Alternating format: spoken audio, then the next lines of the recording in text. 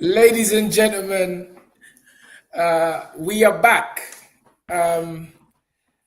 in strange circumstances, but let us continue the show as we always do in the magical words of dream it, believe it, become it. Coming up. Spence, I don't know. It's really a shocker for us here at the Fight Is Right, but we are all here to just pay tribute to such a great man. It sent shockwaves around the sport of boxing, around the community, around the world.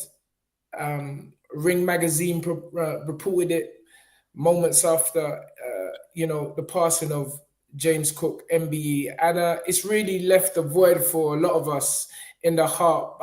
But as I was speaking to Carmen this afternoon, his wife, there is so much things that we are to be grateful for having James physically in our lives, mentoring so many young men and old men, and really being the support system and lifeline for many in the inner cities, Hackney in particular, to the point where James was actually awarded the MBE for his services to the youth around. But it brings me great pleasure to welcome another hero of mine, shall I just say, a man who himself knew James very well, is really an icon in our community, an icon in the world of boxing, a great leader, mentor, teacher, and guide himself,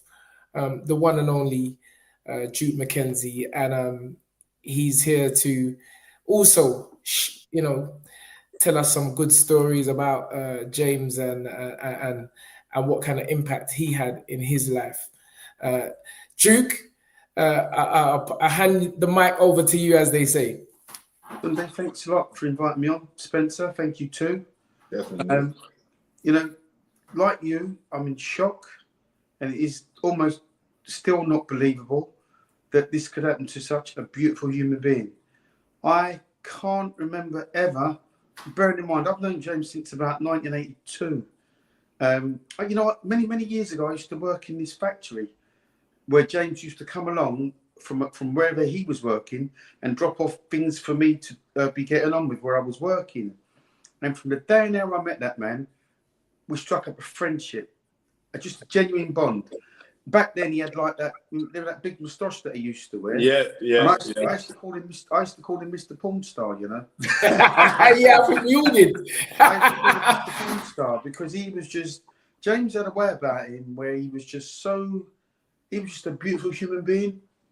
And from the day and hour I met him, I liked him, and he liked me, moreover. And he used to give me really good pieces of advice just working advice I'm talking about. Keep your head down, keep a clean slate, keep working. You'll do this. Before he even turned pro, before I even turned pro, actually. And we struck up a bit of a friendship. And then a few years later, he went on to box my brother Dudley in about 1984. And actually, he beat my brother Dudley. He gave him his first professional defeat. That's how long I've known James for. And more recently, we went to Florida with the Ringside Charitable Trust as ambassadors for that organisation. And even then, I'm 62 now, and even then, it was me, James, Derek Williams, and Ross Minter. We just all used to knock about and hang out together when we was in America, and we was in the gym every day. For the week, 10 days we were there, we was in the gym every day. And even then, James was showing me things which hadn't even probably entered my mind where boxing was concerned, where training was concerned. And he had such a caring nature. Bearing in mind, like I say, I'm a big man, I'm a big ass grown man. And even then, when we was out, we used to go out and get something to eat in the evening time. James would be the first person to say, "Where's Duke?" Like I'm a child. Do you see what I mean? Just being genuine. That's his nature, man. Just being genuine. Asking where I was, making sure that I was okay. Do you see what I mean? Sometimes I'd lag behind just walking because I'd walk so slowly. You know, I had a full belly, walk slow, one thing and another. But you know, and James would walk up ahead, but I'd see him looking around, looking out for me, and that's the kind of person that he was. Now, he, like I said, he knows many people that I know, James, and I can honestly say, with my hand on my heart, the man was so caring and so loving, and it was like a genuine love. And when I saw him at the what was it we went to? The Hall of Fame. Last time I saw James was at the Hall of Fame dinner. And he was sitting down on the table. And everybody sort of like got up and sort of left at this point. Or they was buzzing around. And I'd seen him there. And the first thing I said to him was, "I've got nothing but love for you." Do you know what I mean? And yeah, but he said it back to me. He's just a lovely, genuine, beautiful human being. Which like I said, I can't even begin to tell you now. I'm not looking forward to going to the funeral. I'm not looking forward to seeing the people that really know him and love him breaking down, because they will, because they love the guy. And that's how you'd probably react if you really, truly love somebody. Yes. And I'm still in disbelief. I really am. Spence? You know what, Duke? It's like, on my times with James, and what was we running the shift? Like, we was at hospital with him because he went in hospital on Friday, and so, you know, what I mean, Tunde tells me on the Saturday that James in hospital cancer because they had his boxing tournament thing at his club at Pedro, and then he goes, "Oh, James in hospital," and so I've gone. And the last time before that where I saw James at the open workout for when Anthony was getting ready to fight Lyndon Arthur on the Eubank Ben undercard. And I saw him and he looked frail, right? And I was saying, "James, are you all right, mate?" You know what I mean? I said, like, you know what I mean? I think your missus is overworking you because you look frail when he was like, he just laughed, you know, just me be, don't worry about it, I'm all right, everything is fine. And like, he went, but he did look frail. And then when I heard he was in hospital, from the Saturday, I went every single day to the hospital to go see him. So I've gone in there and I said to James, like, what was you doing at the fight if you knew that he had cancer? Because he didn't tell me. He told Tunde, he didn't tell me. Because he knows I am. Can I just say, he told me after the fight. We all knew something was wrong. As you said, James was, you know, frail, and had visibly lost weight. But such is the man, and I have to say this, he kept it from all of us in a sense that he never told us. And me and James, again, I'm getting emotional because every fight, me and James, the boys will be upstairs and it's always me and James that have breakfast. All the fights since James has been with us, it's the first time he missed the breakfast. So right there, I was phoning James. And I'm like, "James, what going?" And he's like, "Cha Tunde, you know, the bed was so big. Me and Jai, the bed, me sleep over." But I knew, you know, instinctively, you know, because we all know James. But I was like, "Ah, cool, I hear that." But as you say, Spence, I mean, I'll let you finish because I'm just saying that, you know, we didn't know till after the fight, the severity of it. All right. Yeah. So I said to James, like, "James, what was you doing at? What was you doing at the?" Because when I walked into the hospital to see him, he sees me, he starts crying. You know what I mean? So I said, "You little wussy, what are you crying for?" And he's like, "Nah." He held out his hand, I held his hand, and he says to me, like, I said, "James, if you weren't well, why did you go to the fight?" You know what he said to me, Duke? "I couldn't let down the boys." Oh, God. You see what I mean? It's just, and They don't make. You know what? This world that we live in, they don't make genuine, honest, true people like him anymore. He's just a salt of the earth is an understatement. Yes. There aren't enough superlatives you can put on somebody like that. Yes, You know, sir. he's just a really beautiful human being who's got time for everybody. And I've never heard anybody have a bad word to say about him. Never. Not one. And it's I'm numb, to be honest with you.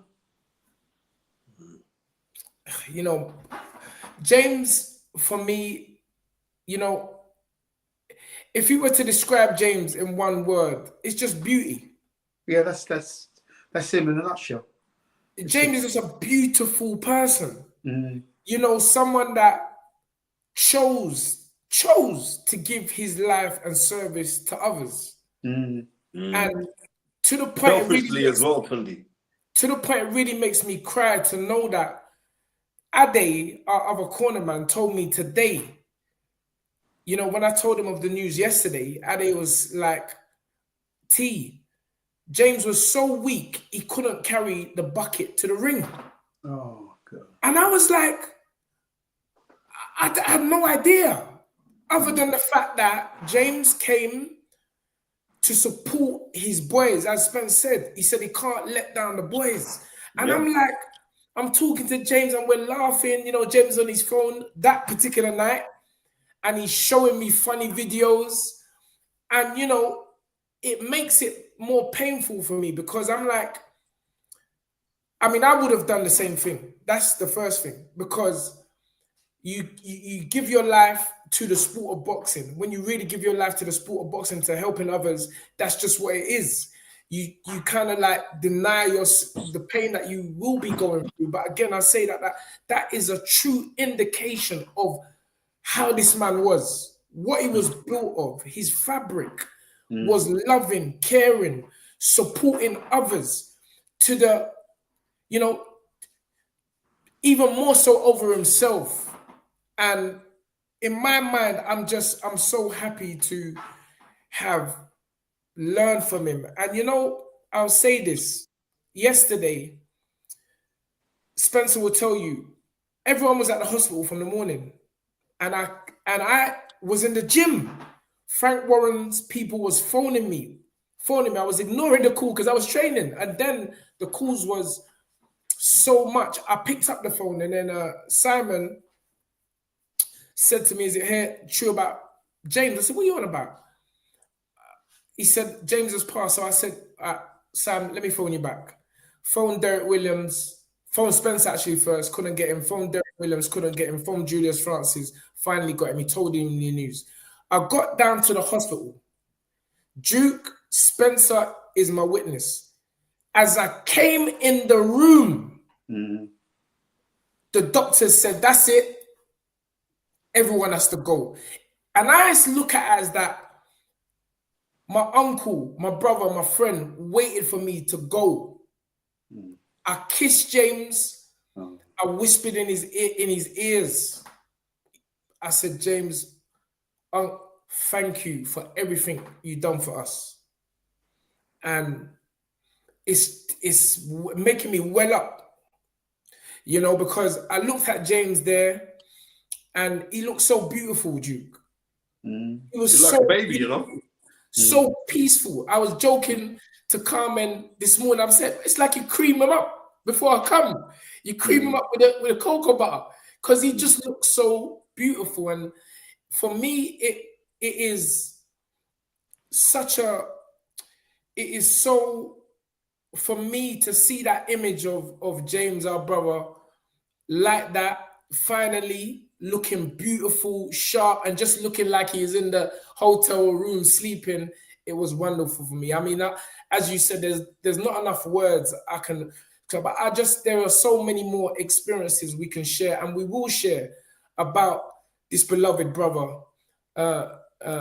James Cook, and you know, the beautiful family that now have to go on, you know. But we will never, I said to government, we will never let James die.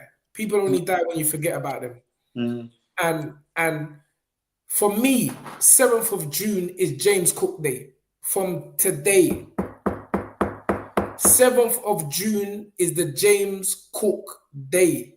So, I mean, I'll continue to talk, Duke and Spencer, as we go along. But Duke, is there any like special one moments that you can tell us about with James before you go? And thank you so much, brother, for coming on. Well, like I say, when I first met James, I didn't actually like him because he beat my brother Dudley, and I was quite mad with him, to be honest with you. And I told him, and I told him that, but he just took it like James would. Do you see what I mean? He didn't start rearing up at me. He didn't get all angsty with me, or But you know what I loved about James as well? You know, like that really broad Jamaican accent that he's got. It's a proper Jamaican, just beautiful. And like I say, there aren't enough words, there aren't enough superlatives you can put on that. You know, if there's ever such thing as an angel or just somebody that's heaven sent, then you'd have to say it was that man, because that's that's how he carried himself. Always carried himself with dignity. Always dressed well. Always spoke well. Never spoke ill of anybody. Never. I don't think I've ever heard him swear at anyone or bad mouth anybody like that. Just like I say, just a really lovely, lovely person, a beautiful human being. That really people like that are irreplaceable. You know, and unfortunately, over the years, we've lost people like that. Do you see what I mean? Yes. Well, Duke, listen, bro, again, thank you so much. As I said, you're one of the people that I admire so much in the sport of boxing. Always tells it how it is on Talk Sport. I love it. And again, it's people like you that inspire guys, all people, everyone. That, the way you conduct yourself in life, in boxing, it means something, because I feel that the one thing we've all learned from all this is that when you're a real good guy, people have nothing but love for you. And James Cook, everyone, everyone from all around the world in the sport of boxing and outside of the sport of boxing have said, are still in shock, yes, but I've nothing but great things to say about James. So I thank you, Duke. It's an absolute honor and pleasure having you on and saying your piece. And what people don't realize with Duke McKenzie, is that Duke McKenzie has come from a fighting family. Yes. Right? And all of them were good. And it's like Dudley, who got beat by James, technically Dudley was the best out of all of you lot, you know that? Oh, 100%. I don't think, like when he said I beat my brother Dudley, I want people to realize just how good Dudley was. Superb, Yeah, Dudley was well, listen. He was mustard, man. I lost my daddy to a suicide in '95, and like I say, James, when James beat my brother, but Dudley's my idol. Do you see what I mean? So when James beat my brother, I had to plead temporary insanity for a few days. Do you see what I mean? And then when I actually saw how big he was, I could soon calm down again. He just, mate, honestly, it's horrible. What's happened to him is it's horrible. And it is upsetting. And, I don't even, you know what? I'm absolutely speechless. Yes, it's sad. But listen, it's strength, it's power, having yourself. Also, let's not forget, this is, these are men. You're freeweight world champion yourself. You also are MBE. These are accolades not given to every man every day. Duke McKenzie, MBE, thank you, and thank you again. It's been a pleasure. Bless you, Duke. Thanks for coming on, mate. Thanks, Spencer. Thanks, Tunde. Thank you. I wished it was under better circumstances. Yeah, unfortunately, my phone hasn't rung so much. And I was saying to Spencer today, it's so weird how it always takes something like this. And this is why, as I was saying to my next guest, we created this platform to give people their flowers while they're here. Yep. We're not waiting for you to pass and everyone be sad before we bring you on the show. James, when he joined the camp, Spencer posted it. We got that. That's footage that is going to be there forever. Yeah. So we've got the before, the present, and the after. We're not just waiting for the after. Amen to that. And Spencer's gonna continue to do this. We don't care how big or small you are. From you're doing something positive, you're coming on the show. Whether you forget about us when you hit the zone, when you hit the sky, when you hit the TNT, it don't matter because we gave you your flowers before anyone else. And come on. You know, thank you again, Duke. Salute to Duke McKenzie. Thank you for coming on, Duke. Thank you, bro. God bless you, my brother. Cheers, brother. Thank you. Bye-bye. Yes, sir. And from one MBE to OBE, ladies and gentlemen, we welcome to the show another one who we constantly give our flowers, a man who is no stranger to loss, close personal loss in family, the one, the only, here to say his piece. I spoke to him yesterday and he's like, Tun, boy, I don't know if I can do this, you know. I don't know, fam. Yeah, I don't know because this one is hurt me. It's hurt all of us, Spence. But I said to my brother, I said, you got to come. You got to, through the pain, even if we cry on the show, as men, we have to show the younger generation, the younger ones, that it's okay to cry. It's okay to cry. It's okay to get out your emotions, your feelings, because it's momentary. It's not going to last forever, but don't hold in the pain that you're feeling, because oftentimes that can hurt you more in the long run than it would if you had spoken, if you had expressed your feelings right now. So, ladies and gentlemen, it's an honor to bring in Dr. Mark Prince, OBE. Yes, brother, Mark. Enough love to you guys, man. Seriously. I've got to big up you lot for doing this, man. Not only are you lot paving the way for enough man and opening doors and giving them their flowers now, but it's done in a beautiful way, man. Honestly, both of you, Spencer and Tunde, the combination, the show, the way I've seen you guys grow on this platform is beautiful. And to have James honored on it, there's nothing greater than that, mate. Honestly, it's even better than someone just winning a world title. I'm honoring James Cook on this show, bruv. He is an awesome individual, and I'm not just throwing words about. We can't afford to lose guys like this because there's not many of them in the game. And Spencer will remember me talking to him when James, Tunde, you done such a great move by bringing such a wise old fox in the game that knows every part of the game, got so much wisdom, bringing him into your camp, adding so much value to you guys' team, to Anthony, to everybody on board, because James has to be on platforms like that.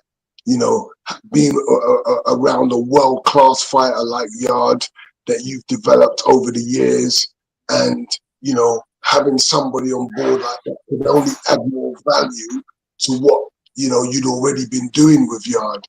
And I was so happy, and I don't know if Spencer remembers, I was expressing it to him that, wow, that's a great move, bro, bringing James in on the team. That made me so happy, bro, because he don't deserve to be on no other platform but at the top of the food chain, bro, with the best fighters. I never understood why more people just didn't like have him at the very top echelons of the training game, because he's that good.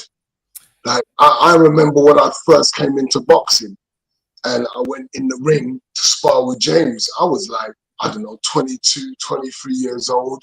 I just turned pro. I'd had 9 amateur fights. And obviously you think, because you've been knocking everyone out, that you're the man. And then I get in the ring with James, and I'm thinking, Sorry, what the hell?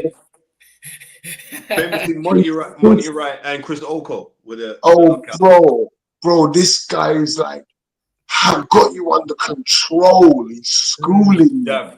He's using the jab. He's doing some mad skills, like, and it's all calm. And then you're starting to understand, like, rah, I don't know nothing. There's so much to learn. Because them man even opened up on me yet. They ain't even gone into the heart and any of the real deep chest on the knowledge and treasures that they know of boxing. He's just having me under control with simplicity. And I had nothing but mad love and respect for James from then, because he handled me and he looked out for me. He spoke to me with wisdom, and I just learned a lot and respected him. I said, from that day, from I was a youth, from that day, I've always loved James. Always respected him, man. He keeps it 100. He keeps it real with you. He don't bullshit. He knows the game through and through. That man should have been on Sky doing punditry, commentating. They're not using the right people, man. Yes. James, these men supposed to be at the head of the table, talking. That's how wise they are. You'd hear so much more informative. I'm not knocking the people that are on the platforms. I'm not doing that. I'm just saying people like James Cook are the kind of people, he's such a credit to boxing that it's just an honor to have on these platforms, speaking about fighters, speaking about what fighters should be doing, whether they're ready for world titles, what skill set that they have, and what's missing in fights, and what they could be adding. Like, these guys are just wise, man. Yes, I remember, I was telling Spence today for the Lyndon Arthur rematch, James was my secret weapon. And I remember we because we're all calm, like myself and Ade, we're calm. We just really don't. But you got to remember, we are novices, really. When you deep it, where Ants come from, where I come from, we're not. Well, we're a miracle. Straight novice. We're novices. My knowledge of Spencer Fearon. That's my knowledge. So that's how I'm coming into the game, man. We're just coming from the road. Yeah, 100%. We're like in school. We're like watch to WWF. I know it's changed to WWE now, and just practice it on man in the school playground. Exactly. You understand? You'll be DDT man. That's where we're. That's just the truth. We never had uncles, granddads who were ex-ABA champions or people like that. 100%. We're just people that.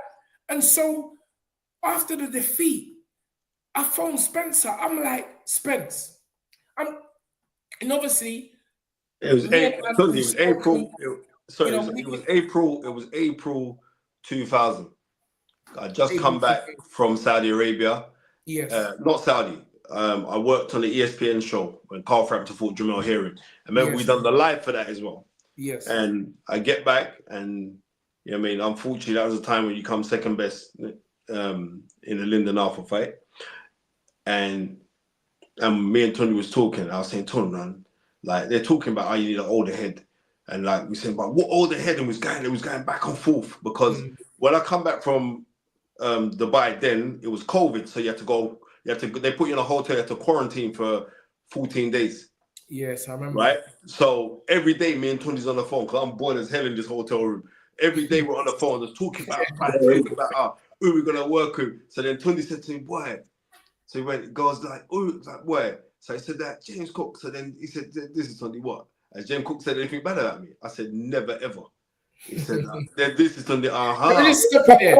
Let me just stop you there. Let me tell you something here. You see, us as people, we always put things in our mind that is not there, because Mark, as he's sitting there, Mark phoned me, and he asked me one time, he said, Tun, have I done anything to, remember that, Mark? You said, have I done anything to, I said, bro, my character is all love.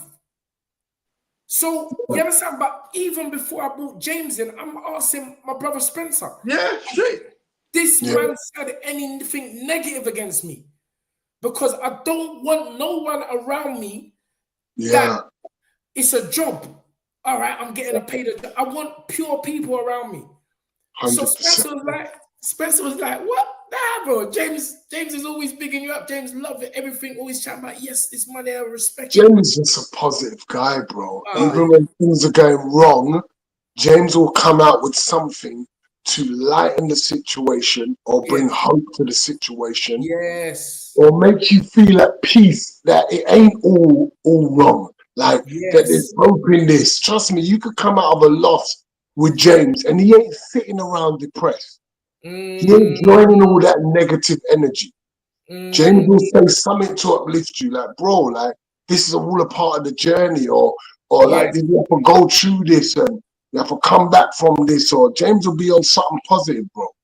Yes. And so James, we all meet up. James got us. It's the first time we're going on these runs.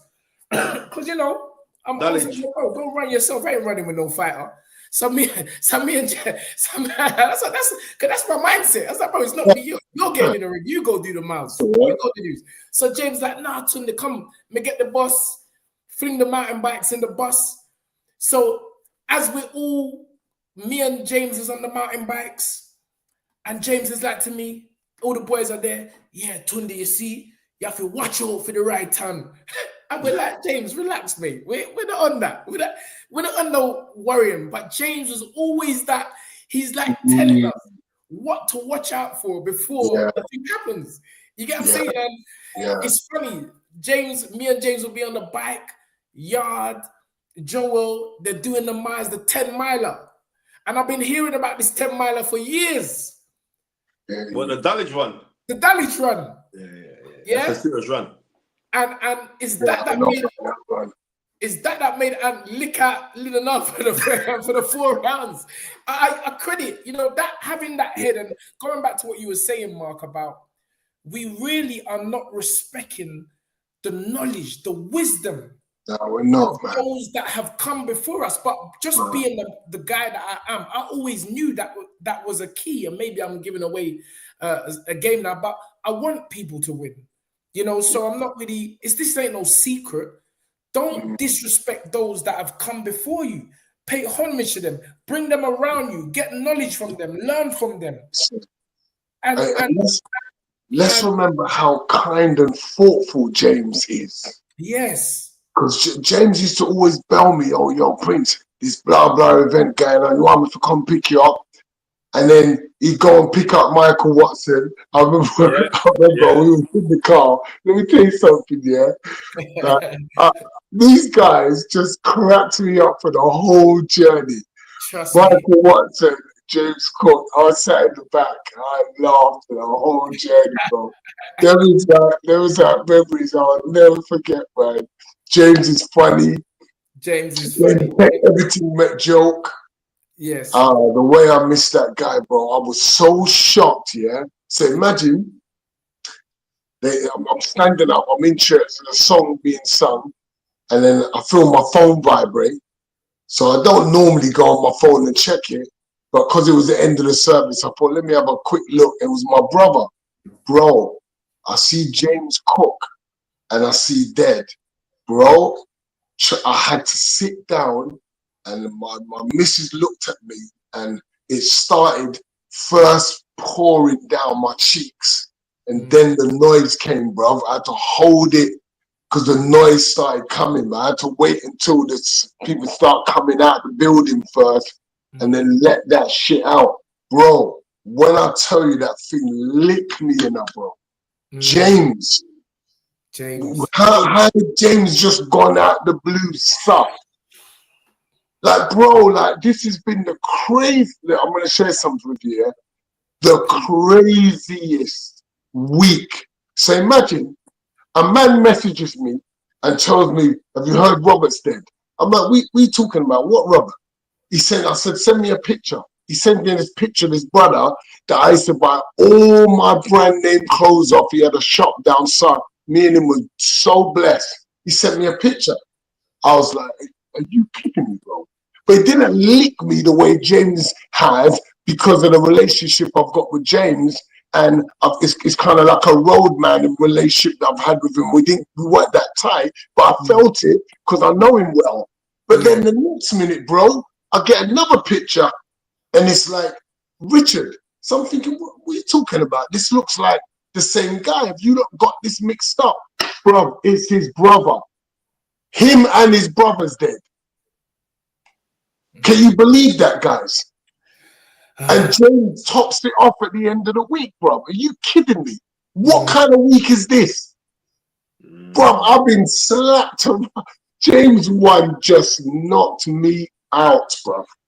The other 2 was like, what is going on? James 1 just took my legs out from me. Yeah, James is just, again, beautiful. That's the word to describe 100%. Man, and Mark, I know it was. I mean, I was more hard for you yesterday because you was like T. Hey, bro. James, Trish Dixon, boxing reporter, Declan Taylor. Oh, tricks. Yeah. All these guys messaged me. In fact, they phoned me in the car and I'd messaged them back. I said, as I'm driving, tears is coming from my eyes. I was driving to the hospital, you know, and everyone, literally, Dominic, the taxi driver, you know, that does all the taxis for Frank shows and stuff, grew up, me and him shares the same birthday. Yeah. I mean, everyone, to be fair. But Mark, again, it's a few words and it's not meant for City. I mean, I would like you, if you were to describe James in one word, please, what would it be? Wow. Just lots of words come up to my head already. Beautiful, as we said, is one of them. But I'm going to go with calm. James is calm. James is calm when he fights. James is calm when he's working. James is calm with whatever he's doing. James is calm. Come on, brother. Ladies and gentlemen, it has been an absolute honor. Luke, And Mark, stick thanks around. for coming on, yeah? Thank you so much, my brother. Thank you, Mark. I appreciate it so much, brother. Yeah, 100%, guys. Keep doing what you're doing, guys. I love both of you. Keep doing your thing, man. Come on, man. Anytime you need me, I'm at the end of the phone. You holler me, yeah? Man. Come on. Right, King. We keep it moving, ladies and gentlemen, from another one. We've had Duke McKenzie, MBE. We've had Dr. Mark Prince, OBE. And we have another.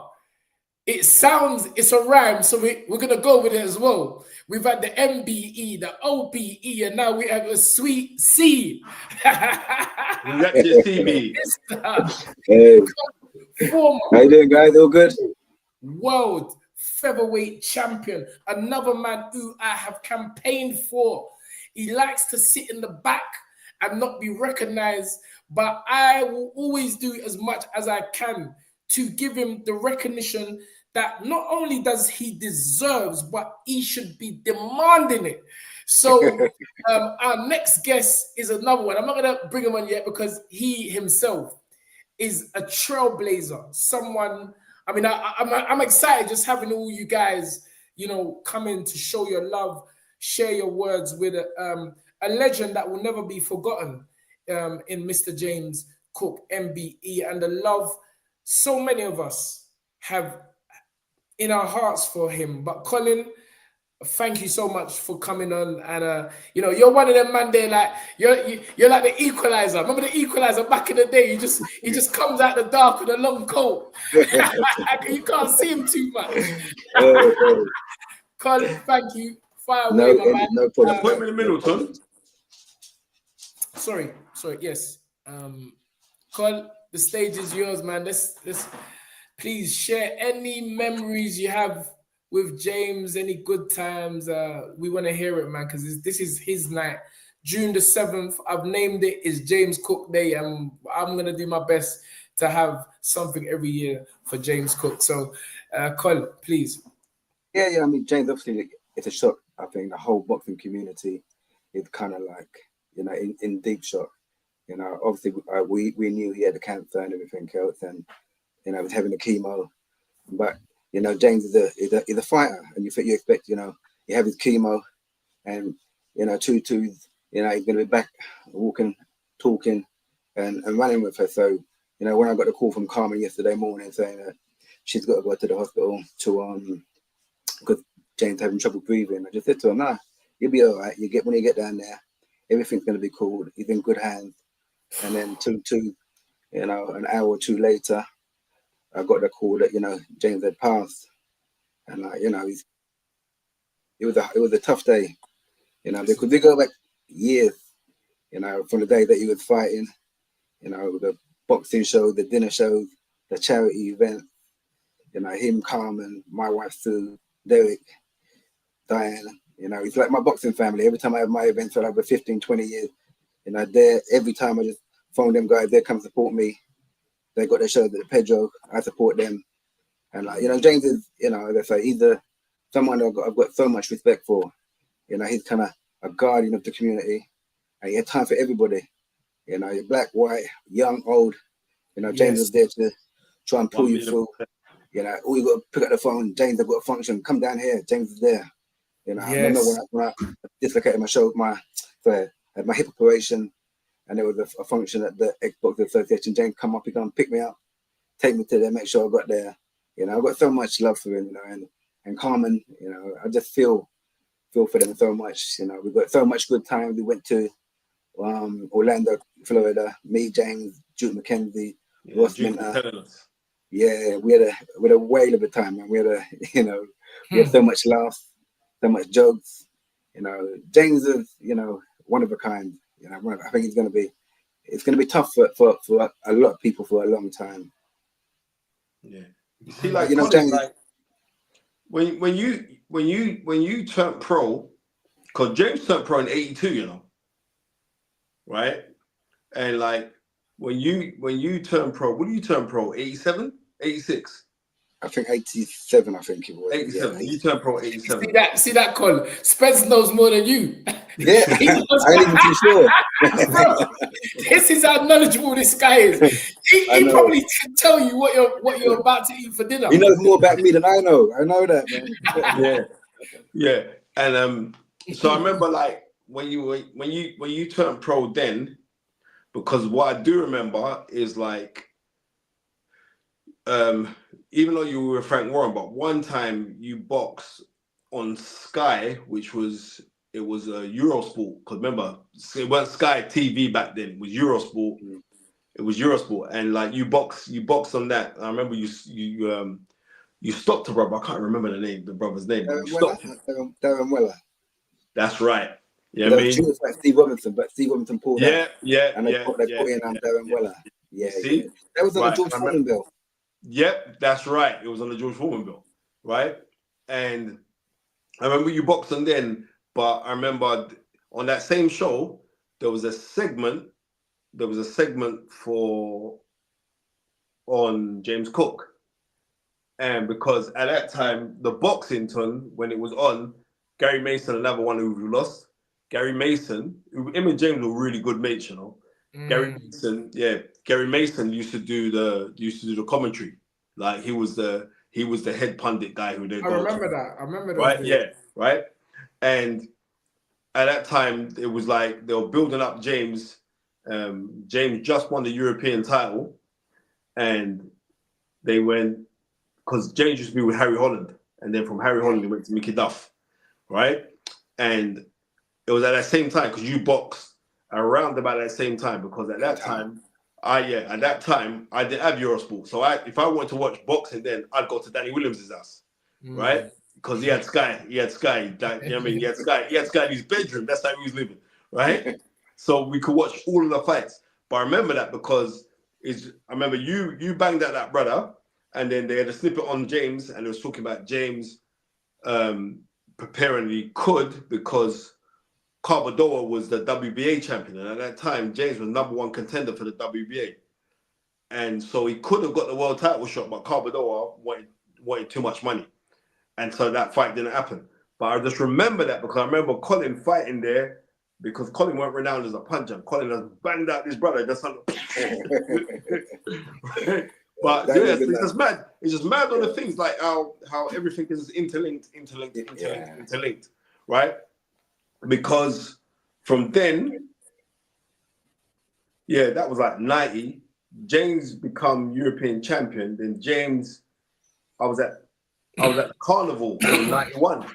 So I'm walking around with my friends, me, Country, Alan Miller, all my mates are walking around, and I see James sat on a stool giving out. He had pamphlets for youth work, which is helping out the kids. So he had a little stall thing at Carnival, not in Notting Hill Carnival. And at that time, I'm 18. I'm like, right, it's James Cook, you know.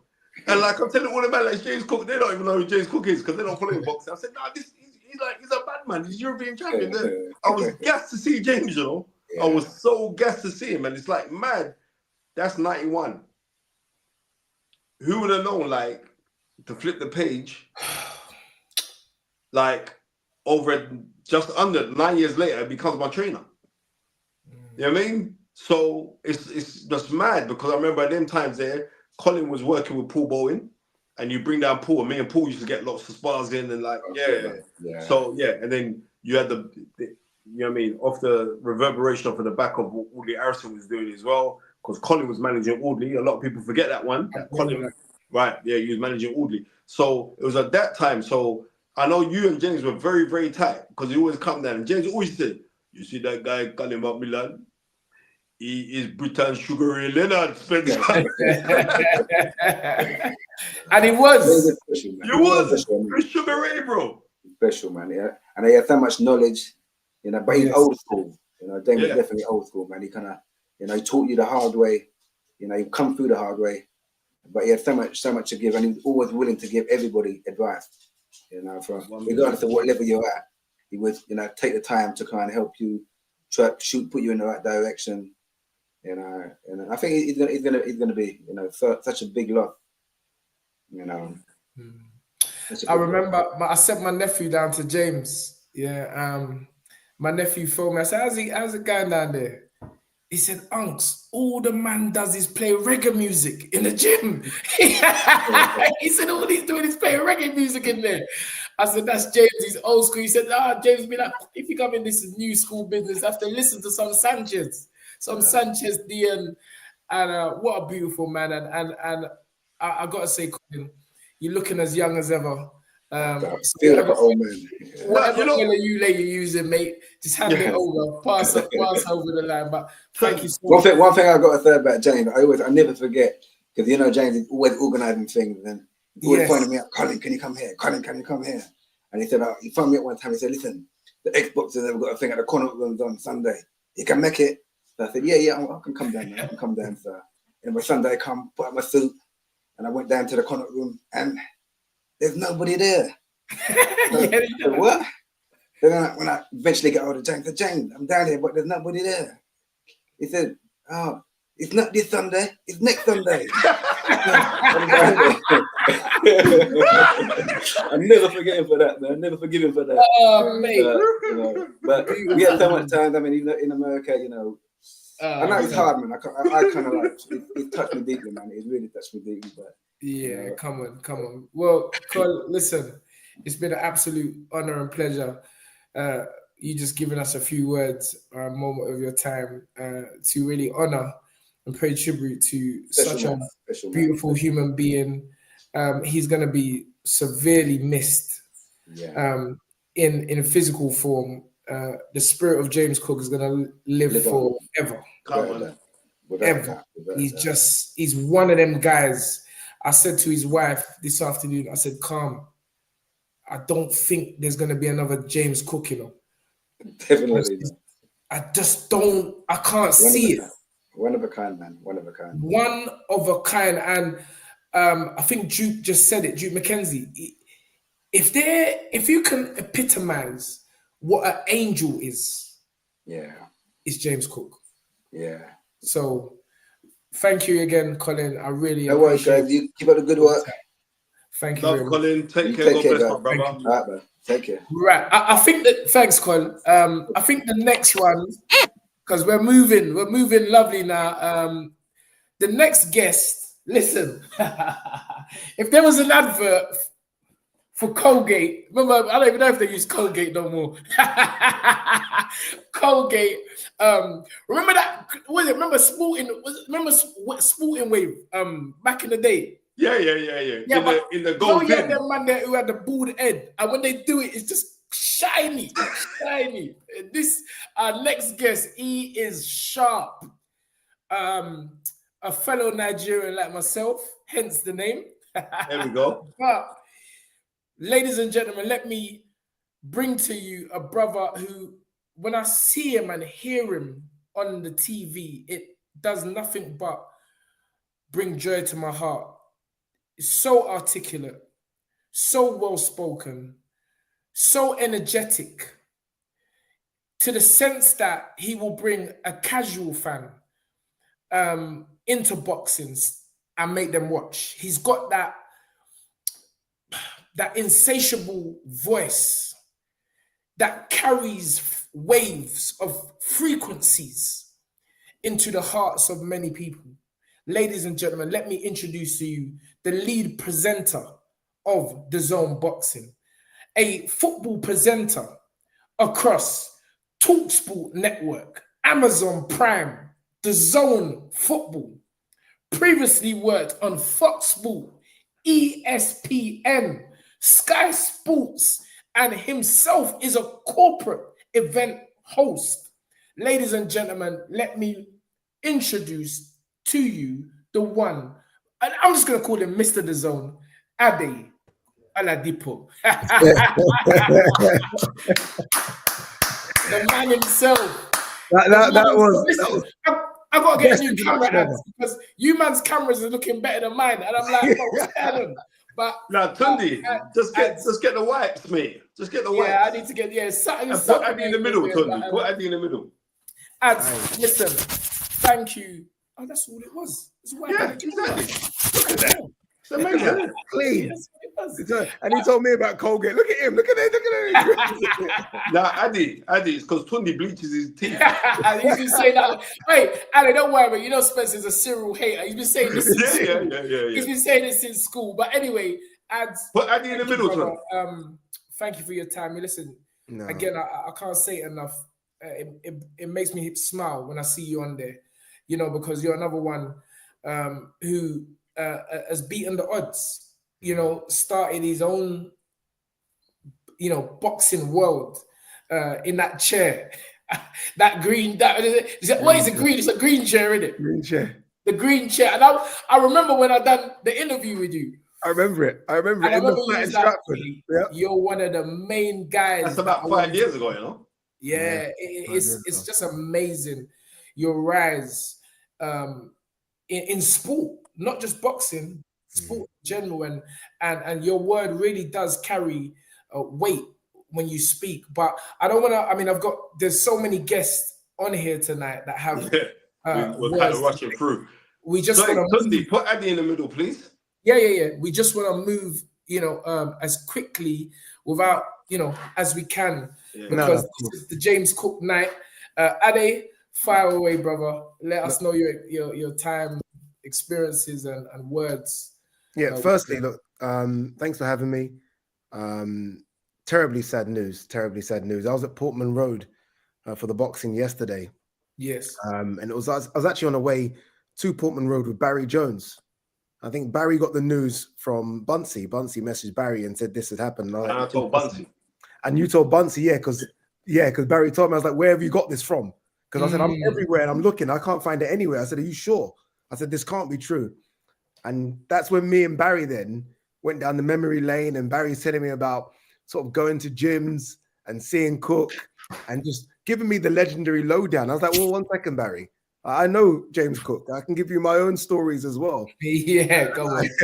And I remember when I first started out in this YouTube, so I'm going to say about 8 or 9 years ago, my friend Ryan took me. My friend Ryan actually was doing a bit of pad work in the gym in Homerton. And he said, you ain't going to believe who's in this gym in Homerton. And I said, who's in the gym? He said, James Cook. I was like, James Cook ain't in this gym at Humpton. I said, James Cook ain't even around the area. He's not from the... He said, no, James Cook's in this gym at Humpton. We went there. James Cook was there because he was helping underprivileged kids in and around the area come off the streets and do a little bit of work. So we said, look, James, is there any possibility? I said, I know you don't really do this, that we could get you on camera and do a little sit-down interview. He's like, yeah, sure, come back tomorrow. And I was like, bro, we're going to sit with James Cook. And so we're doing our studies. We're making sure we're up to speed with it. And then halfway through the interview, I think the interview's still around. If you just type it in, James Cook, Ade, Ryan, it kind of like gives us almost a bit I watched it this morning. Yeah? Watched it this morning. And Ryan's doing it. But then he stops the interview and he asks about me. He's like, what do I want to do? Do I want to, like, at the time, there was no grey in the beard. Maybe I looked a bit younger and maybe he thought I was going to have a white collar boxing match. I was like, no, I just talk boxing.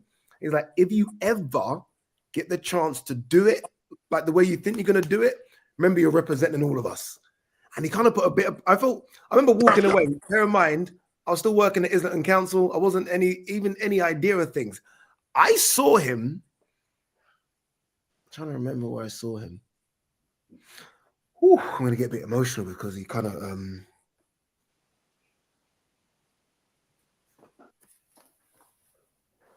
I remember seeing him at an event, yeah. I remember seeing him at an event and I'd come out the ring and he kind of pulled me to the side. He said, remember that conversation about... Bro, this is mad. James. And he said, look where you are. Remember that conversation we had? I was like, yeah. I remember the conversation. And he's like, oh, you've done me proud. You've done me proud. And I remember a few weeks after, I see that Tunde brought him into the camp for Yarde. And I was like, so happy. And I was like, James is getting his flowers again now. Everyone was like, oh, who's this guy, James? I was like, how do you not know James Cook? And I was so embarrassed that a few of the YouTuber guys, the new kids, didn't know who James Cook was. I was like, how do you not know James Cook? Because they were like, who's the guy in the corner with Tunde? And I was like, that's James Cook. And they didn't really know who he was. And he just kind of pulled me to the side. And it was like almost like a big uncle. And he was so proud that I was in the ring, suited and booted, doing all the interviews and doing everything. And he kind of done that little slap on the face, like, well done, look what you're doing. And I was like, oh, the beard, leave the beard alone, not the beard. But he was very proud of me. And I remember always just kind of seeing him at events and just kind of give him the little, like, right, James, he always never used to kind of make a big deal, like try to come up to me, always just from afar, like happy to stay like 100 meters away, but our eyes would always connect and it would always be like, well done, well done.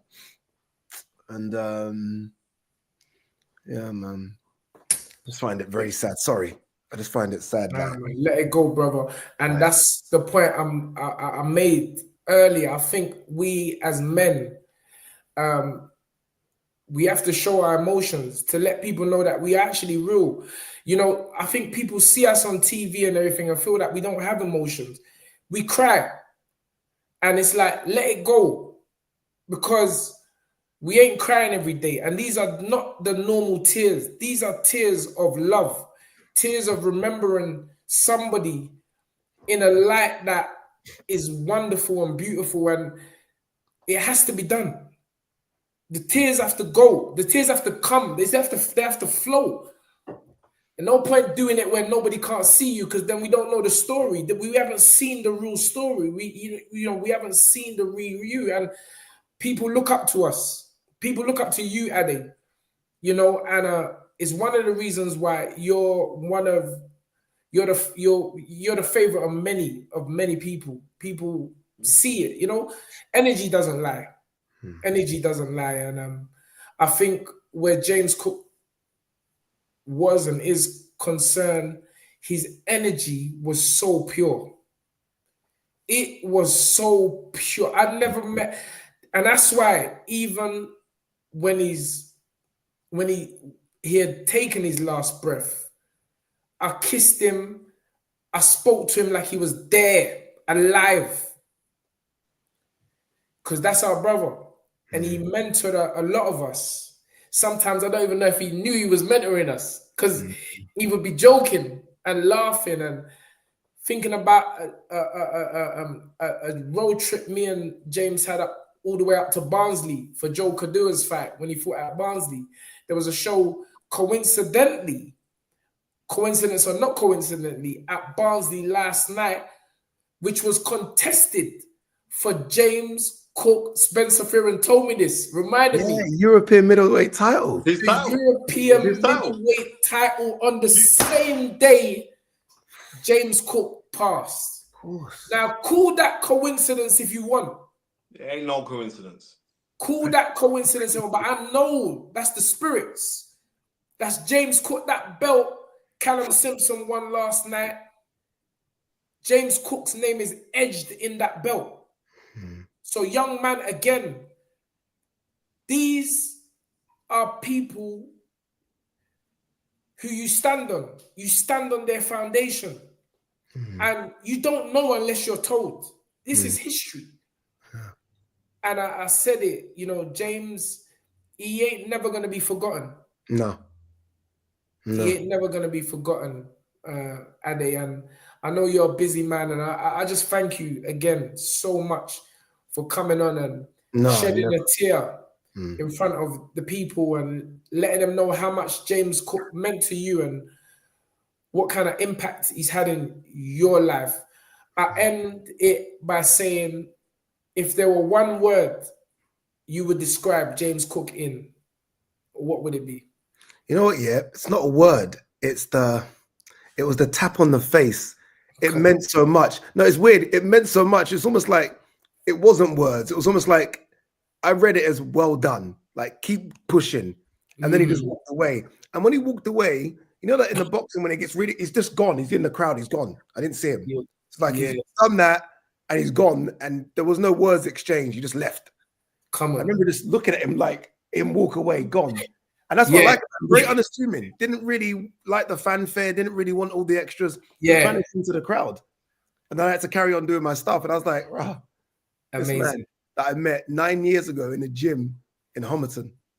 And here I am. Here he is. And even just to be that close to him in a professional setting, I was like, wow, the journey's crazy. You know what is so ironic? For the Tottenham show the other day, and you may know him, I don't know him, but it's a guy, me and James was downstairs having breakfast. This was another day on fight week. And a guy from Matchroom wanted to set up something with James. And I was there with him. And they were talking. They had come to the hotel to meet James. It's just because people, these stories, like, people want to hear these stories from people that have lived it and breathed it and done it. Like, it's all well and good. Even people like myself tonight, I haven't done it. People want to hear real life stories. Like I always say to Spence always knows. Sometimes I know Spencer gets upset with me because sometimes I don't answer his calls, but I always say I learned so much from Spencer. Spencer's learned so much from James. You want to hear these stories. These people shouldn't be slaughtered. They're so important to the foundations of why we're all here, especially us as young black brothers. So, yeah, man, those stories should be told. So it's up to us now to tell the story for people like James Cook. And that's what was great. I even saw Colin McMillan at Portman Road yesterday, and we had a little conversation as well. He had 2 fighters on, didn't he? Yeah. And just to see Colin back out there again now. Yes. Almost like we didn't see Colin for years, and now I'm seeing him around again. It's nice to see. So people like that shouldn't just vanish. People like that are so important to the fabrics of what we do and what we've done. So, yeah, man, let's just get... I think what you guys have done today is incredible. Like doing this, a tribute, I think it's fantastic. I'm looking at the comment section. Everyone is applauding you guys, and rightly so. I think this is fantastic. Well, you know what, Eddie? It was like, because I asked a couple other guys to jump on, but I said, no, man, Eddie, jump on. And it's mad because yesterday, let me just big up my brother Tunde, because lots of people don't know how close I am with James. I mean, like loads of, because like it's a generation, like generations go and they don't know. Like James just trained me, but not only that, but me and James, he was like my bigger brother. So from I was a young kid. So me being around James and his family, and like we'd go running on a Sunday around Finsbury Park. We'd have to go running. At that time, it was training me, Richard Williams, Ted Bammy, Ali Forbes used to come down and do a lot. Lester Jacobs as well. So all of us would go running, we'd go around. Who else is it? Bobby Scott. I have to call Bobby Scott. He's a decent cruiserweight. We also go around, run around the park. The cruiserweight Kevin Mitchell, you know Kevin Tun. Yeah, of course. Yeah, right. Kevin Mitchell. So we don't have to go running around the park. So when we're going running around the park, afterwards, everybody would go home. And at them times, I had my MR2. I'd take James. I think the whole world knows about this MR2. Yeah, the MR2 story. They're everywhere. Everyone knows about Spencer's You know, that was the MR2. whip back in the day, right? Boom. I'd go to James's because I'd go to James's to have dinner. So I'd eat dinner at James's. And then I would go home. So that's how me and James was. None of our fighters used to get that. But, you know, on the road thing as well. And like, James was like, Spencer, me see this DVD player, you know, you know when DVD players first come out. He said, yeah. I see this DVD player, and I think I'm gonna get one for Carmen. But what he was saying is like, I know you got the hookup in suck. Like, Yeah, that's what he said. Like, Get me one. So I remember I got him the DVD player too, yeah. And then like, I got him the DVD player, and he had the DVD player, and like, he must have phoned me about 2 o'clock in the morning, yeah? He goes, Spencer, the bloody thing's not working. I said, James, you gotta get the movies. Wait. And he said he didn't know he needed the DVD movies for the DVD player. Yeah. He must have thought like you just press the button, it's gonna work. Built in. Yeah, man, I've got so many stories with James. Yeah, Like, and we're gonna hear them. You know, this is James Cook now. Yeah, man. Will there Seriously, be very a proud of you, bro. Will there be a 9 nights for him?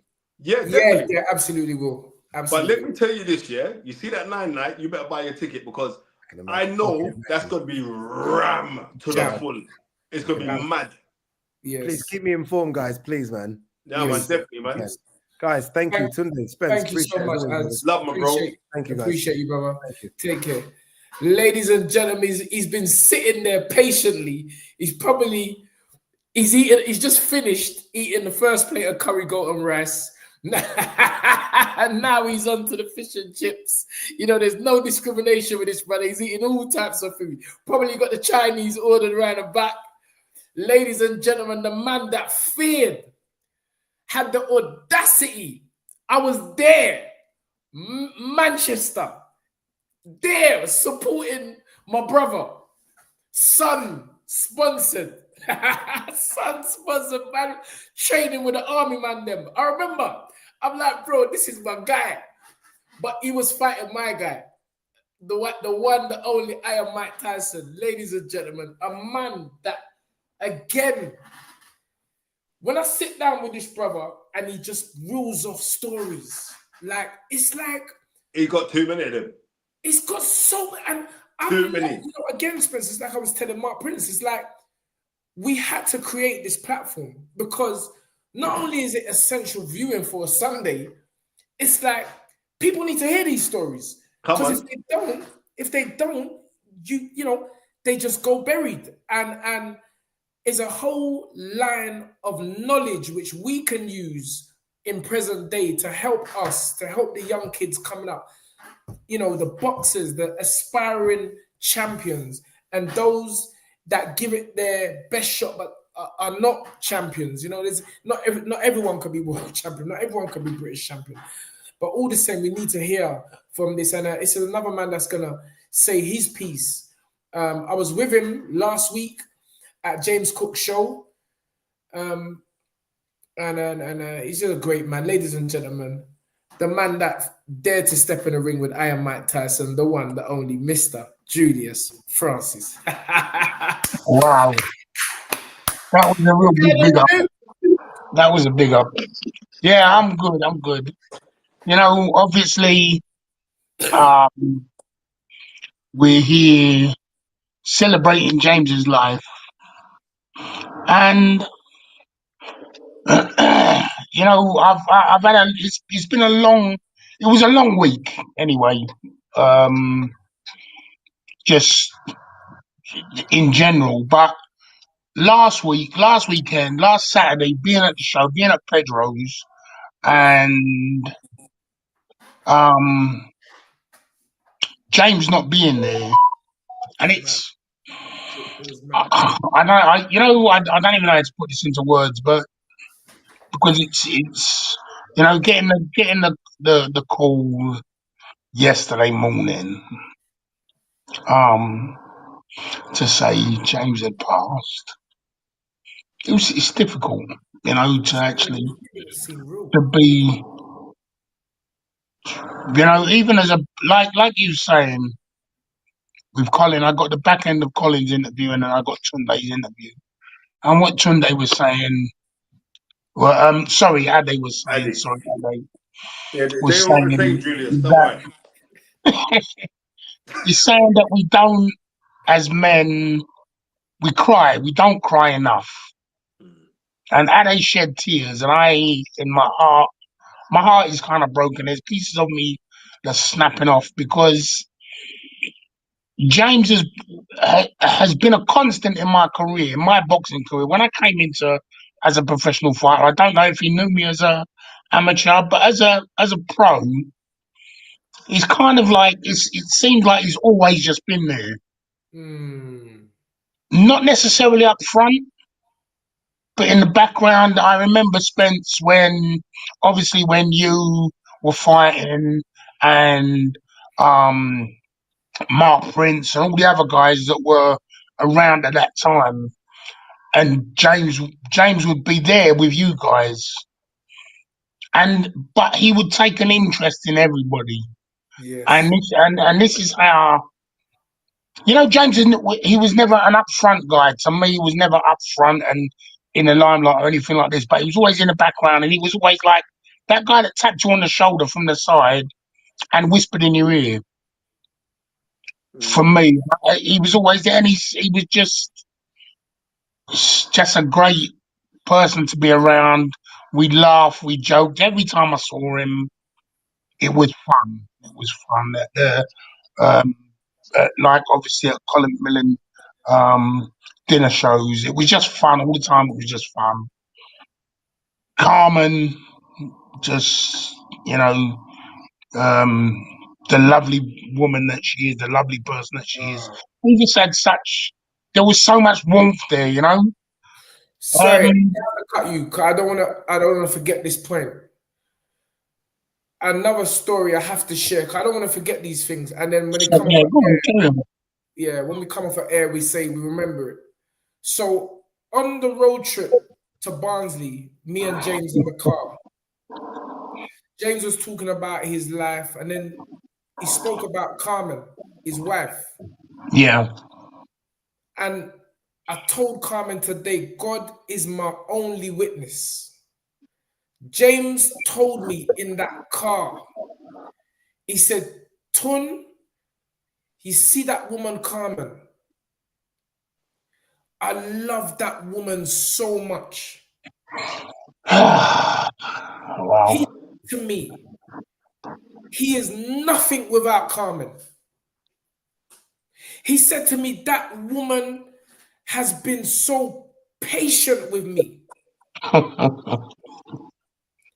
And anytime she's always there for me. And I had to tell Carmen today that that's how much this man loved you as a woman, as a support system, to the point that he told me. And listen, I'm sharing this with everyone, but I'm saying that why would he tell me that?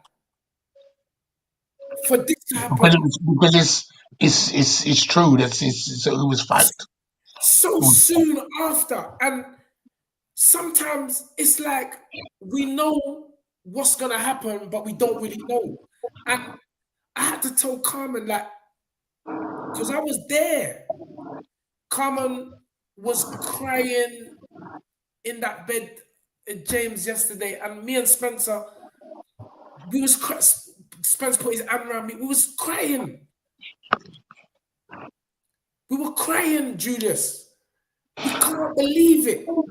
Sunday, I got sorry. I just got to step in and say I am actually kind of. I felt bad. I felt bad yesterday because after we spoke yesterday, Yes, because you were the one who told when me. you called me, yeah, and I kind of I felt that the way I told you was because I thought you already. I actually thought you already knew.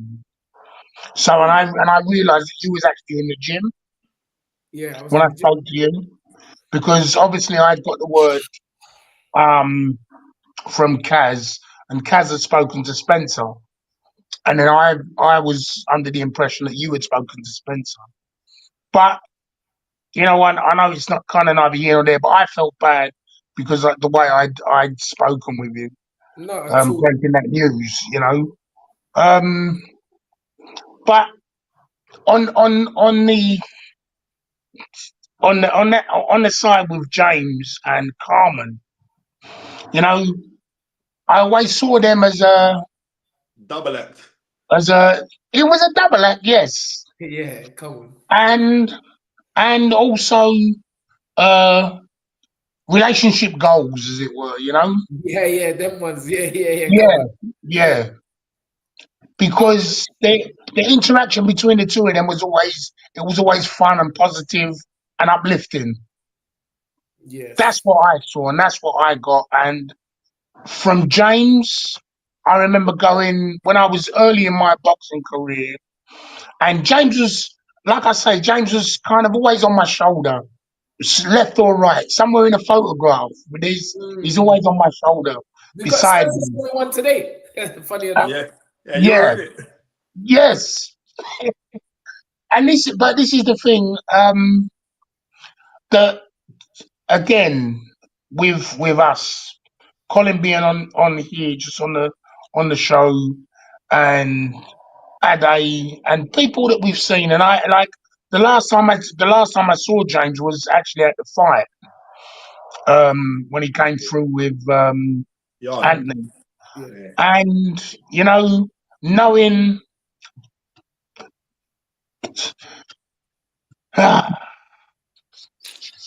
It's sad, it, man. yeah, it is that thing, and I think, and I said this yesterday, and I wrote this in on one of the chat groups that James built a community in a community for a community without without all the fanfare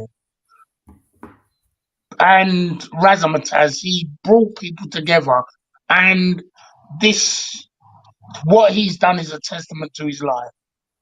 Yes. So, and say I can't say how much influence he's had on me and other people because he's taken kids from the street and made them into young boys. He's taken and made them into men. And that's only a small part of his legacy. Yes.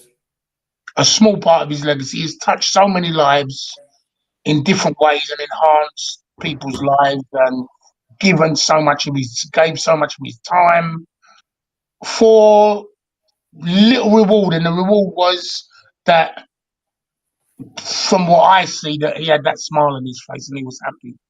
I went to the gym, um, I think earlier on this year, done an interview down there, and and it was James was in there. I can't even remember who I did the interview for, but James was there, obviously in the gym, and it was a case of we just always had a laugh, always had a smile, always ready for to encourage, Yes. and that's what I've always never had negative, never ever had been negative, no negativity ever. So I can't speak highly enough of him. The man that he was, and the man that he is, and the man that he's made people to be, and women as well. Yes, for You sure. know. For sure. Julius, man. Mm. Touching to hear from you and so Mm. speaking so beautifully about. I mean, as I say, there's probably more than one word we can use to describe Yeah. James. But if there was a word to describe James, what would it be?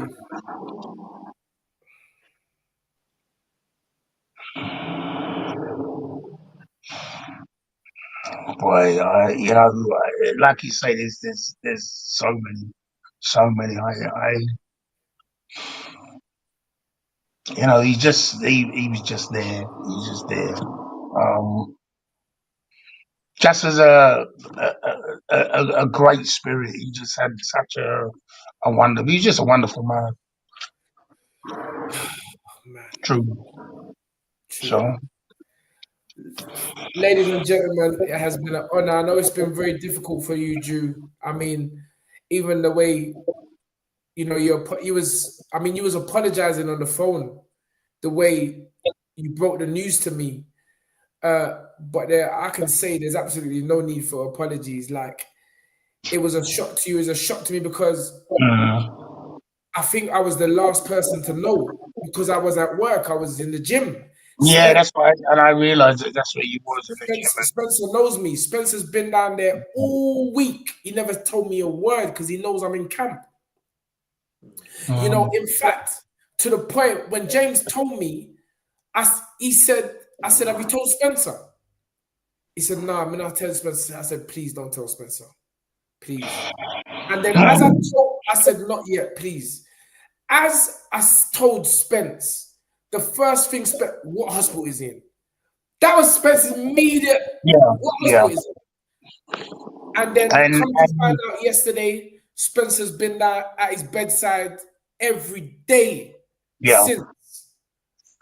This is a man that is so loved, such an impact, and it is actually surreal. It's so surreal that we're actually talking about our brother not being here. And we can't let this man leave our lives. June 7th is the James Cook Day. I'm telling people now, put it in your reminder. June 7th is James Cook Day. And Julius, you are one in a million also. Thank because you. it takes a lot of courage, for a man to come and speak about another man that he loves. About a man that... No, sorry, I just want to mention who I'd spoken to also, and I know Spencer had spoken to him, being at the hospital as well. Derek Williams. Again, Derek sent the link. He said to me, I don't know. So I spoke to Derek. Yesterday. A couple of times I spoke to Derek yesterday, and in a way, and this is the thing again that makes me smile as far as James is concerned, because talking about the trip where you guys went to, I think some of you guys went to America. Yes. Went on a trip to America with Colin and James. I think James was there and Derek was there, and they was talking about how they bullied Derek for the week. And it was just typical James laughing when he was telling the stories and just laughing and recalling the jokes and that they played on Derek and everything. And it was just, again, like I said earlier, it's not just a bunch of guys, separate guys. We've become a family. Yes. Proper family. And that's rare. Where you have that dynamic, and James was a big part of that, and that thing that he was there, and he was there for. Dare I say, he was there for everyone. Everyone. At some point, he's there as a guide, as a small word in your ear, as Ade was saying, a nod, a gesture. You know, I'm definitely calling this. Definitely. So, yes, man. Listen, I've got even more admiration for yourself, for your words. thank you anyway. James, man. Thank you, sir, for coming Yeah, on. and like you say, thank you, James. I have to say thank you to James for just being there, and although he was only a few years older than me, he was like he's the big brother, maybe one of the big brothers that I never had. Yes, come on. You know, as much as I'm a big man, whatever, but he was a guiding light, talking and guiding, and I say it, a leader, a teacher, and a guide. yeah, A definitely. leader, a teacher, and a guide. Thank you, Drew, man. No Appreciate, problem. bro. Enough love, and God bless Thank you. you. Keep doing what Thank you're you. doing. Thank you for your words, brother, and All right, sharing your Spencer. stories. All right, Tunde. Thank you. Thank Love, you, man. Spencer. Yes, All right, sir. love. Take care. Thank See you. Thank you. Such emotion, energy is real. Emotions are shared. But I echo the words of James's brother over the hospital, James's bed yesterday. Let us all not forget. This is Brian Cook, James's brother, who is a nutter. Brian's a nutter. I remember we did a 10 miler. We run past Brian's house. The lights all 4 in the morning because James was making us go running at 3 in the morning. I don't even know how he got Anthony up. Oh, I do because Anthony's up them times, but we just don't do things at them times in the morning. Some Floyd Mayweather business. So we're running. Oh, I'm not running. Me and James is on the bike. So AY is down there. Joel's down there. It was just Joel, AY, me and James.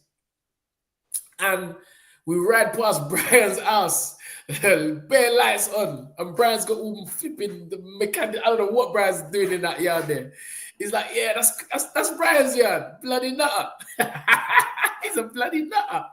But Brian said it yesterday over the bed when everyone was asked to leave now. Brian said, please, everyone, let us not forget. James is a fighter, was a fighter. And let us all go in strength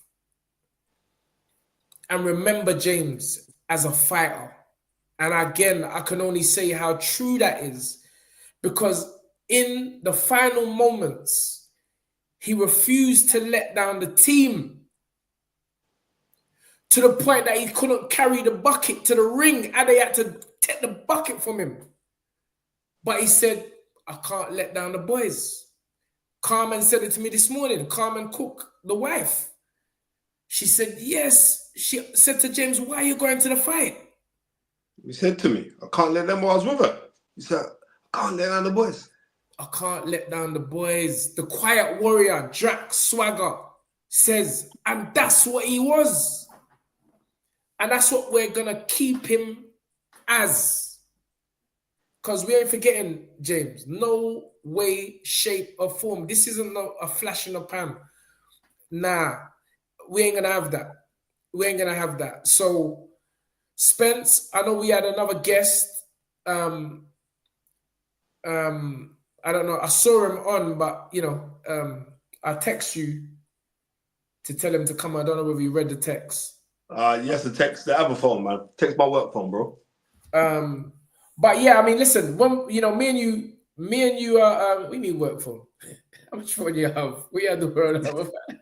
You know, Tunde. You know. Yeah. I was gonna say, me and you have been, talking about stories all day long, and I was like, you gotta tell that story, Spence. What about touch on the boxing career? You know what, Ton? It's like when I'm saying like there's so many stories, there's so many stories. Like, I don't want to get emotional. That Julius start talking, like I started to cry, bro. You know what I mean? Because it was Julius's is Carol, Julius's the mother of Julius's daughter. Yes. She was the one that when I was on the train going up there, yes, that she was the one that was saying, I'm so sorry to hear about James. And like, you know, when you certain things you're not computing. yes. You know what I mean? This morning I'm waking up. I've got up this morning, Tunde. I told you, I got up this morning, went to the bathroom, brushed my teeth, jumped to the shower. I was coming out. I'm saying, yeah. You know what I mean? I'm gonna go see James. Because This I went morning? there this morning. Mm. And I was like, rah, what? When his wife phoned me yesterday, because what it was on the days when you told me, and I said, what hospital? And then I was down in the hospital. Michael Watson coming to the hospital, right? Michael Watson, because if a lot of you don't know that when Michael Watson was 7-0 as a professional fighter, it was James Cook that handed him his first defeat. Right? The great Michael Watson. Yep, the great Michael Watson. James beat Michael Watson, right? So Michael, but them two are bosom buddies though. It's a mad one, right?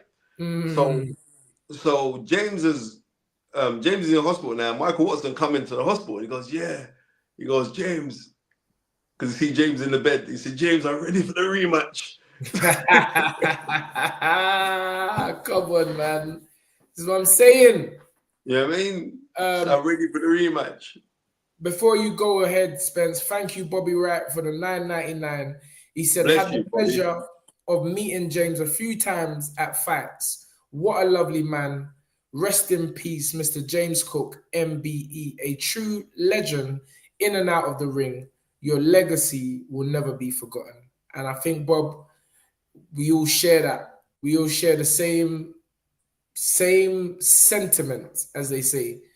An absolute legend. Mr. Rob Mayer, another knowledgeable guy, he says, I recall Cook's notable wins over Michael Watson, Errol Christie, and Mark Kaler. That's big, Spence. Let me tell you this. The Mark Kaler win was a big win because Mark Kaler went away after losing to Harold Graham and went to America and was boxing as a light heavyweight.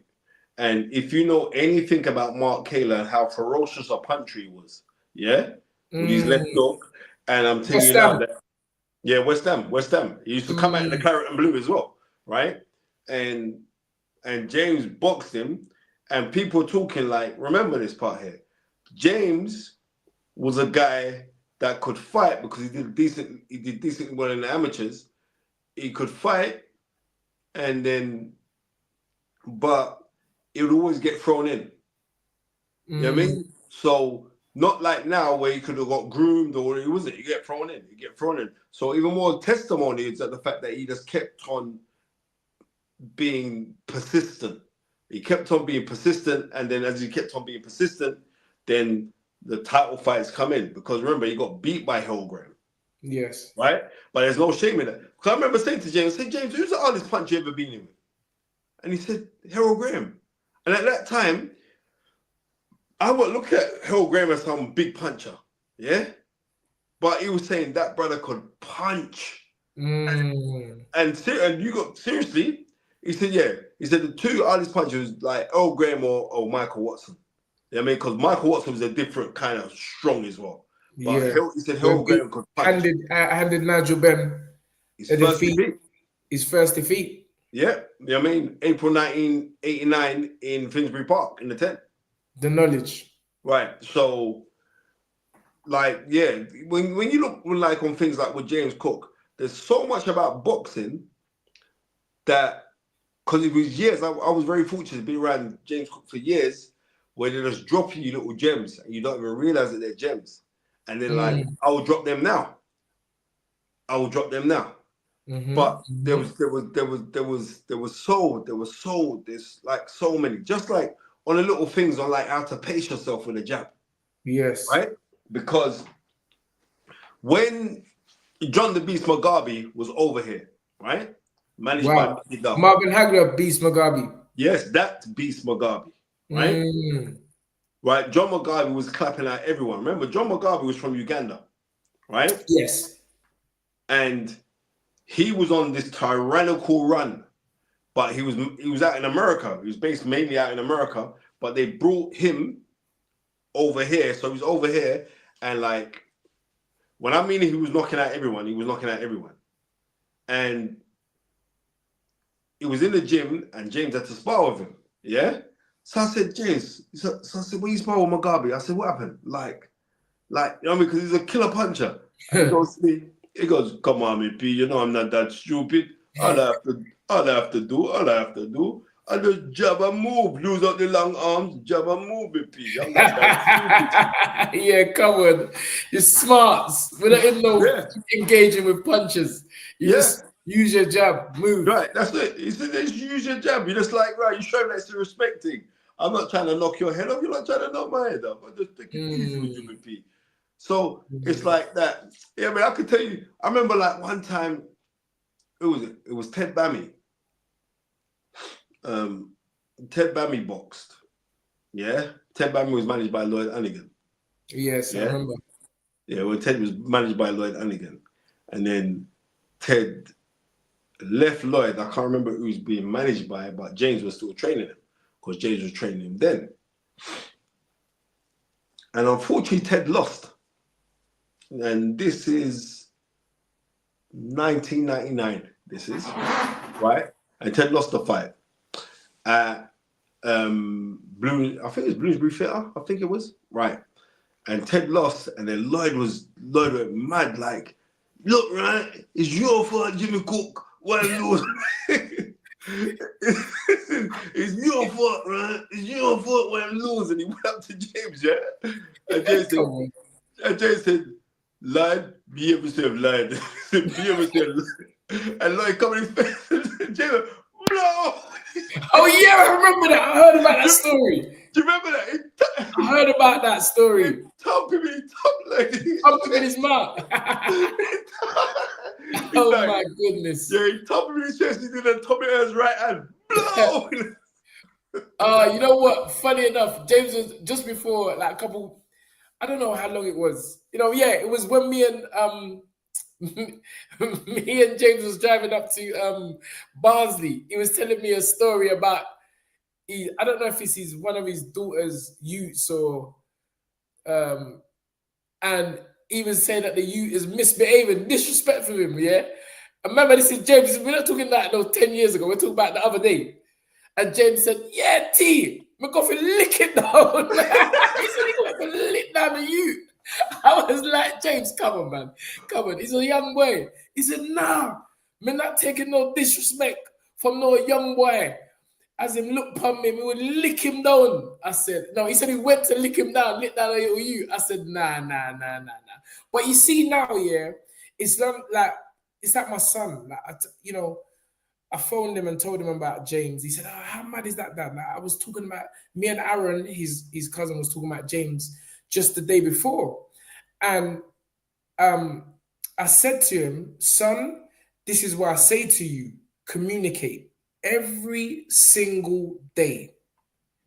Because in truth, none of us really know how much time is appointed to us. We don't. On earth. And, without getting too out there, you got to cherish the people that you love.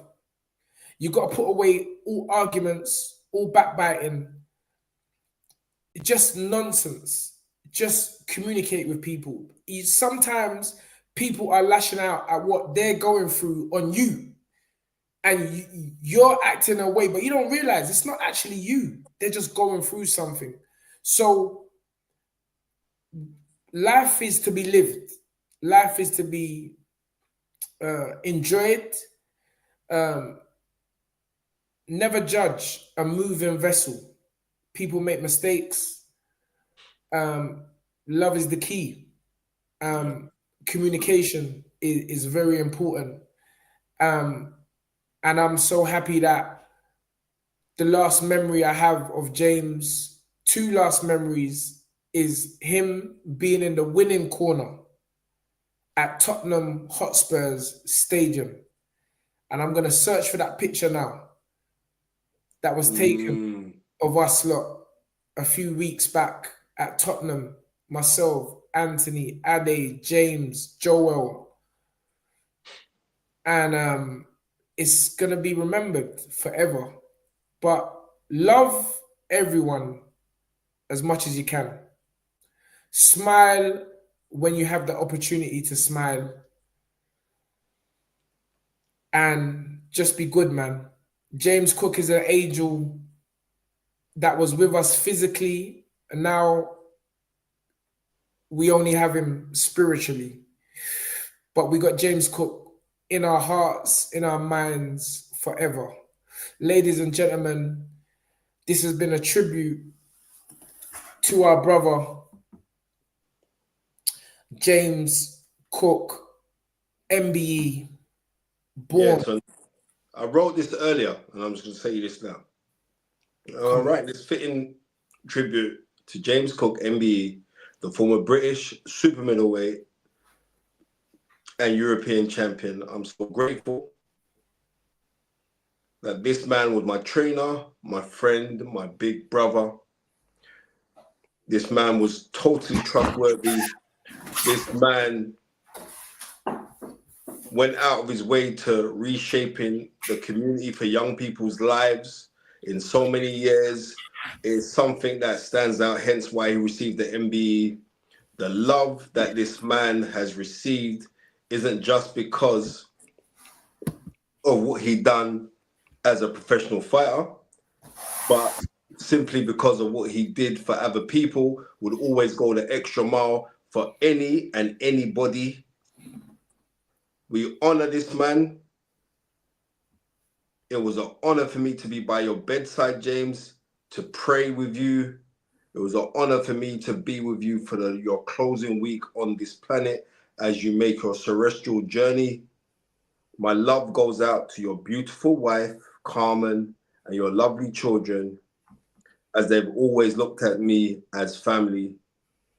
What you turned around and done, being reborn again as a coach, when I phoned you up and said, Tunde would like to have you back in with Anthony Yarde, and the smile that you gave me when Anthony got his first win with you is nothing but tremendous. You, James Cook, are a fantastic human being. I haven't got any more tears to cry, but I am going to say this, that people only die when you forget them. And nobody who ever knew James can't touch this Cook will never, ever forget you. May God have mercy on your soul. Amen. Amen, Spencer. And I thank everyone that joined us this evening to remember our friend, our mentor, our leader, our teacher, our guide, our brother. And we ain't never going to forget him. Never. James Cook is etched in our hearts, in our minds, in our memories. And God bless his wife, his loving children, who he doted on. Spoke about them so much. And Spence, I don't want what you've said to even be clouded. Those are beautiful words, Spence. And thank you again, everyone, for joining us in remembrance of our brother, James Cook, MBE, 17th, born 17th of May, 1959, and passed over June the 7th, 2025. Rest in paradise, Mr. James Cook. And we end the show in the magical words of dream it, believe it, become it. Coming up. Everyone have a fantastic next 7 strong days. Love.